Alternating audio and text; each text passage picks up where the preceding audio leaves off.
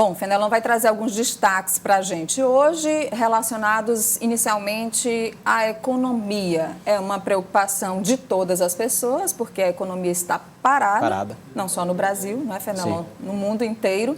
Ontem a gente observava passagens aí pelo mundo inteiro, todo mundo recolhido, todo mundo respeitando a orientação do isolamento social, mas a preocupação com a economia constante, né? Como é que vamos sobreviver depois do coronavírus? E, claro, né? Primeiro temos que sobreviver.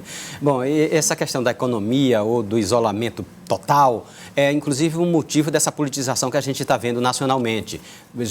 Rodrigo Maia de um lado, João Dória desse mesmo lado, Jair Bolsonaro de outro, esse embate. E a gente está vendo chamando Joelson. É o hábito, né? Hábito.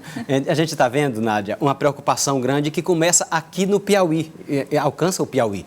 Ontem, o ex-senador Freitas Neto, que é diretor de Economia, de Assuntos Econômicos da Federação das Indústrias do Estado do Piauí, ele dizia, olha, é importante o isolamento, mas tem que ver alguma flexibilização, algum ajuste. E ele tomava como exemplo exatamente o Estado de São Paulo. Ontem, o ex-ministro Meirelles, que hoje é secretário em São Paulo, ele dizia que a queda do ICMS, a queda de arrecadação em São Paulo, já é de 10% em relação ao comportamento histórico. Os outros estados acham que a queda de arrecadação do ICMS pode chegar a 30%.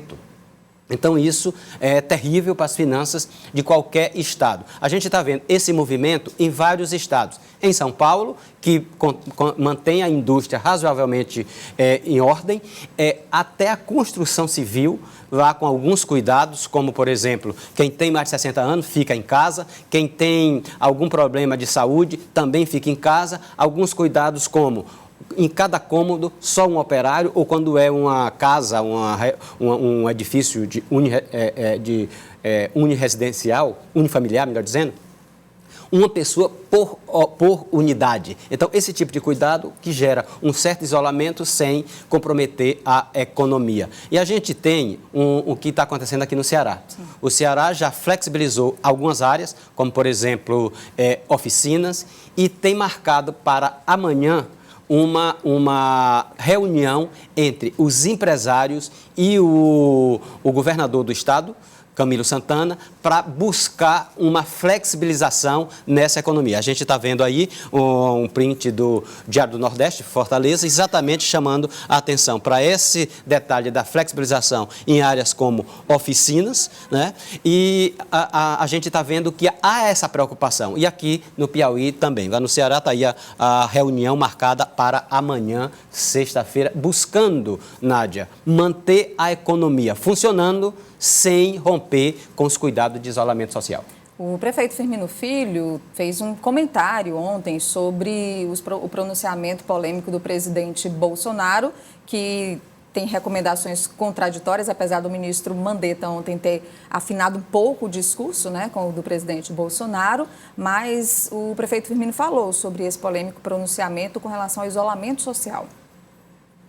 Nós ficamos realmente surpresos com as colocações do presidente. Ele condena as ações dos governadores e as ações dos prefeitos. Nosso entendimento é um pouco diferente. Veja bem, qual é a mecânica dessa crise? Nós temos uma crise na saúde, a crise do coronavírus. Para que nós possamos enfrentar, nós precisamos tomar determinadas ações. Essas ações trazem repercussões sobre a economia, sobre o mercado de trabalho, sobre o mundo da produção. Isso leva ao quê? Leva a recessão, depressão.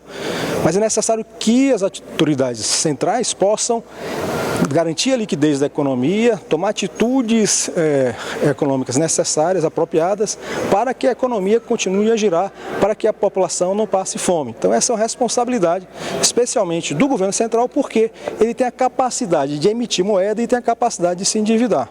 Então o estado do Piauí, por exemplo, se você bota um pouco mais de 3 milhões de habitantes para o Piauí, nós temos se não fizermos nada, se nenhuma medida restritiva for feita, o estado do Piauí pode chegar a perto de 20 mil mortes. Então é necessário que a gente tenha uma conversa direta com a população, mostrando o risco que nós estamos correndo. É exatamente por isso que, apesar das medidas serem duras, essas medidas restritivas não agradam a ninguém, elas precisam ser tomadas e o mundo todo está tomando. O presidente da República está colocando em xeque um sistema de saúde que funciona com União, com Estados e com municípios.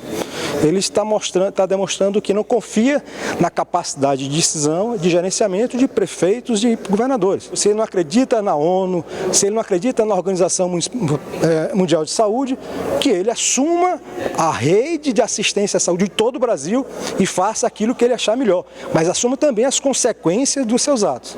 Essa é a nossa posição que está sendo externada pela Frente Nacional de Prefeitos.